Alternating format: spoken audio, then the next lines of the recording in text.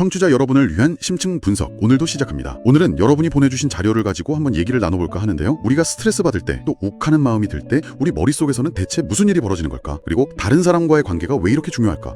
이 모든 질문의 답을 오늘은 뇌과학에서 한번 찾아보려고 합니다. 네, 안녕하세요. 오늘은 내면 소통이라는 책을 중심으로 한 강의 자료를 좀 깊게 들여다볼 텐데요. 우리가 흔히 마음 근력이라고 부르는 것들 있잖아요. 자기 조절 능력이나 대인 관계 능력 같은 거요. 이게 그냥 좋은 말이 아니라 실제로 우리 뇌의 특정 회로를 단련시키는 과정이라는 걸 좀 보여드리려고 합니다. 마치 헬스장에서 근육 키우는 거랑 똑같다고 보시면 돼요. 뇌 회로를 단련시킨다. 이거 굉장히 흥미로운데요.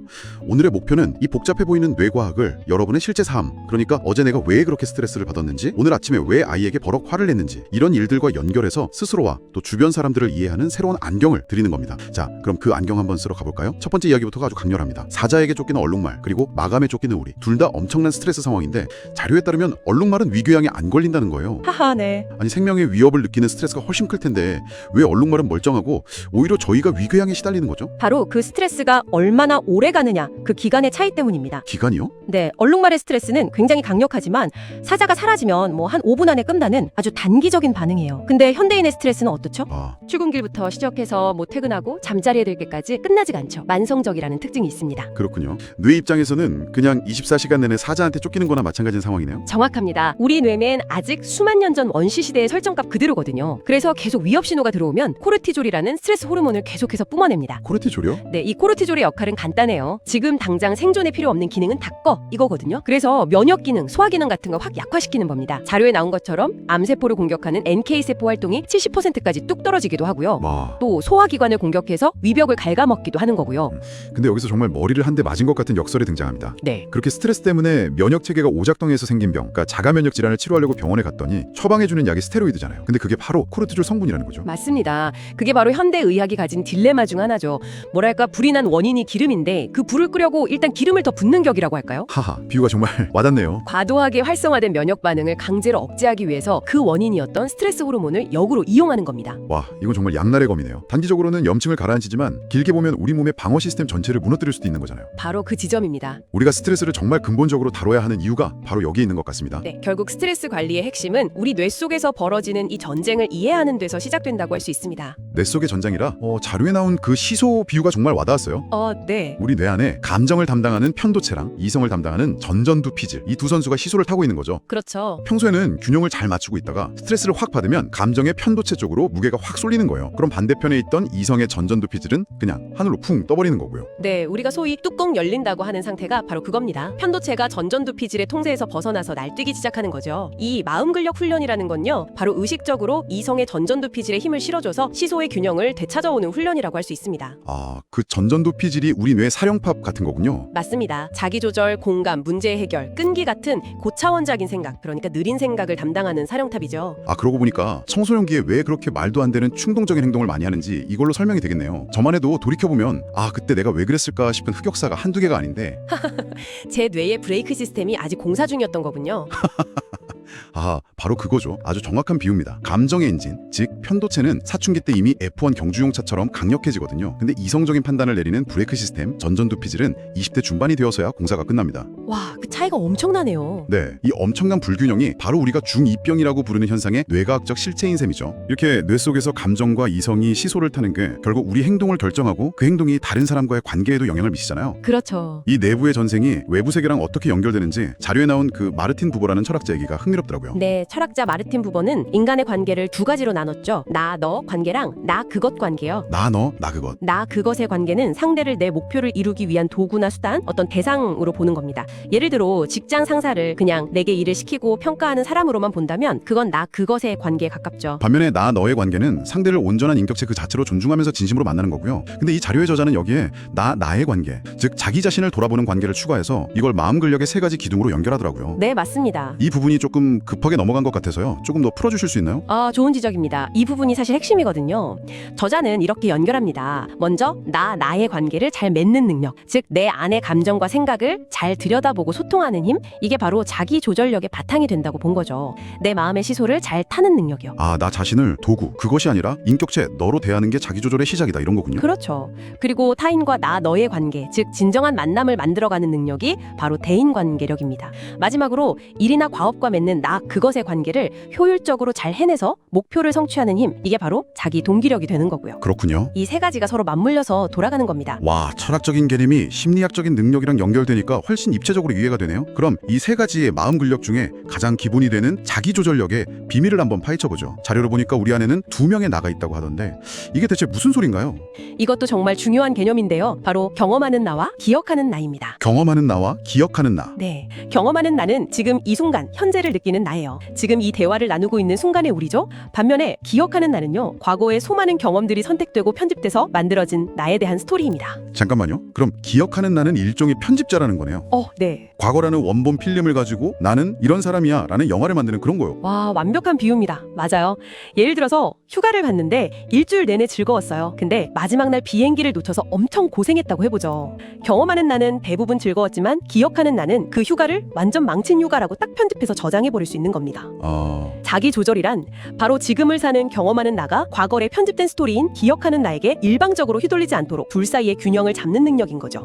나는 원래 의지가 약해. 나는 사람들 앞에서 말을 잘 못해. 같은 과거에 편집된 스토리에 현재의 내가 갇히지 않도록 하는 거군요. 바로 그겁니다. 와, 이거 정말 중요한데요. 그럼 이 자기 조절이라는 자동차를 움직이는 핵심 부품들은 뭘까요? 자료에서 말하는 브레이크, 엑셀, 내비게이션 비유로 한번 넘어가 보죠. 네, 뇌의 각기 다른 영역이 이 역할을 나눠서 담당합니다. 먼저 브레이크부터 볼까요? 이건 충동을 억제하는 능력입니다. 식후에 담배 한 대 피고 싶은 마음, 상사에게 막말하고 싶은 마음을 꾹 참아내는 힘이죠. 네. 이 기능은 주로 우측, 복외측 전전두피질, 영어 약자로는 VLPFC라는 곳이 담당합니다. 이름이 좀 어렵네요. 우측, 복외측. 하하, 네. 그냥 우리 뇌의 충동 제어 브레이크라고 기억하시면 편합니다. 충동 브레이크, VLPFC. 알겠습니다. 그럼 엑셀은 반대로 목표를 향해 나아가게 하는 힘이겠네요. 아침에 일어나기 싫어도 출근하고, 하기 싫은 보고서를 끝까지 붙잡고 있는 끈기나 집중력 같은 거요. 정확합니다. 뇌 속의 뇌라고도 불리는 배외측 전전두피질, 즉 DLPFC가 바로 그 엑셀 역할을 합니다. 그 유명한 마시멜로 실험 있잖아요. 네, 바로 그겁니다. 지금 당장의 마시멜로를 참으면 나중에 더 큰 보상을 받을 수 있다는 걸 알고 인내하는 힘, 만족을 지연시키는 능력이 바로 여기서 나옵니다. 목표를 향해 꾸준히 에너지를 쏟게 만드는 엔진인 셈이죠. 브레이크와 엑셀, 둘 다 전조급피질의 다른 영역이 담당하는군요. 신기하네요. 그럼 마지막으로 내비게이션은 뭔가요? 이건 방향을 잡아주는 거니까 도덕적인 판단 같은 걸까요? 맞습니다. 어떤 길이 옳고 그른지 판단하고 감사함이나 죄책감을 느끼는 등 사회적 도덕적 가치를 판단하는 능력이죠. 복내측 전전두피질, VMPFC가 이 역할을 합니다. 이 내비게이션이 고장나면 어떻게 되는데요? 이 영역이 손상된 사람들은 타인의 고통에 공감하지 못하고 죄책감 없이 반사회적인 행동을 저지르는 그런 사이코패스 성향과 관련이 있다는 연구 결과가 있습니다. 우리 뇌의 도덕적 나침반이군요. 네, 그런 셈이죠. 와, 정리해보니 정말 놀랍네요. 우리가 그냥 의지력이라고 뭉뚱그려 말하는 자기 조절 능력이 사실은 뇌의 서로 다른 부위가 담당하는 브레이크, 엑셀, 내비게이션이라는 정교한 시스템의 합작품이었군요. 네, 그래서 무작정 참아라고만 말하는 건 브레이크만 계속 밟으라는 것과 같아요. 때로는 엑셀을 밟아서 목표에 집중하게 하고 때로는 내비게이션을 보면서 방향이 맞는지 점검하는 지혜가 필요한 거죠. 자, 그럼 이제 이 정교한 시스템을 가진 우리가 다른 사람과 관계를 맺을 때 어떤 일이 벌어지는지 넘어가 보죠. 자료에서 가장 충격적이었던 부분 중 하나인데요. 실현을 당했을 때 정말로 가슴이 아프다고 느끼는 게 이게 단순한 문학적 비유가 아니라는 사실이었습니다. 네, 전혀 비유가 아닙니다. 뇌 영상 연구를 보면 놀라운 사실이 밝혀졌는데요. 뇌는 신체적 고통, 예를 들어서 망치로 손을 찧었을 때 느끼는 아픔과 사회적 고통, 즉 거절이나 왕따, 이별 같은 마음의 상처를 처리하는 영역이 거의 똑같습니다. 네, 잠깐만요. 똑같은 곳에서 처리한다고요? 네, 그럼 제 뇌 입장에서는 팔이 부러지는 거나 믿었던 친구에게 배신당하는 거나 그냥 비슷한 종류의 통증 신호로 받아들인다는 뜻인가요? 바로 그겁니다. 구체적으로 전 대상 피질과 전방 섬역, 엔테리어 인슐라라는 부위가 신체적, 사회적 고통 모두에 반응을 해요. 왜 그렇게 된 거죠? 인류의 진화 과정을 생각해보면 답이 나옵니다. 우리 조상들에게 무리로부터의 배제, 즉 사회적 고립은 맹수를 만나는 것만큼이나 직접적인 생존의 위협이었거든요. 그래서 뇌는 사회적 고통을 신체적 고통과 같은 수준의 생존 경보로 받아들이도록 진화한 겁니다. 세상에, 그래서 진통제인 타이레놀을 먹으면 사회적 고통이 줄어든다는 연구 결과도 있다는 거군요. 네, 그렇죠. 말 그대로 마음의 상처에 먹는 약이 효과가 있다는 거잖아요. 정말 신기하네요. 네, 마음의 상처가 신체적 상처와 동일한 뇌회로를 사용하기 때문에 가능한 일이죠. 그만큼 사회적 관계가 우리 뇌에게는 정말 생존의 문제라는 강력한 증거입니다. 그렇다면 한 걸음 더 나아가서 다른 사람의 마음을 이해하는 공감 능력, 소위 역지사지는 뇌에 어디서 나오는 걸까요? 내가 아픈 게 아니라 다른 사람이 아픈 걸 보고 내 마음이 아픈 능력 말이에요. 심리학에서는 그걸 마음 이론, Theory of Mind라고 부르는 능력인데요. 다른 사람의 표정이나 행동, 말투를 보고 그 사람의 의도나 감정을 추론하는 능력입니다.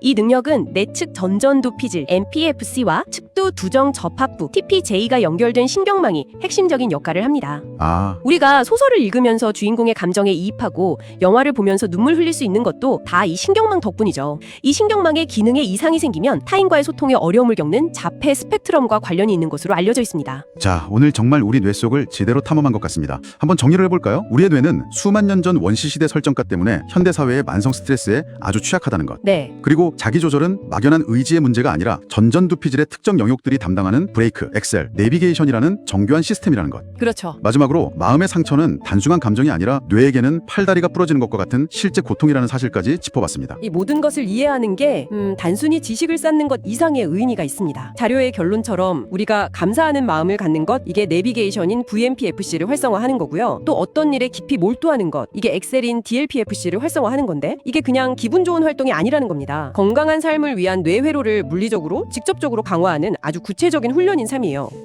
마음 근력이라는 표현이 정말 과학적인 근거가 있는 말이었던 거죠. 마지막으로 여러분께 이런 질문을 던지면서 마무리하고 싶습니다. 오늘 대화에서 기억하는 나는 과거의 경험을 편집해서 만든 나에 대한 스토리라고 했습니다. 그렇다면 여러분은 여러분 자신의 인생이라는 영화의 편집자로서 과거의 어떤 장면을 클로즈업해서 계속 돌려보고 또 어떤 장면은 애써 필름을 잘라내고 있나요?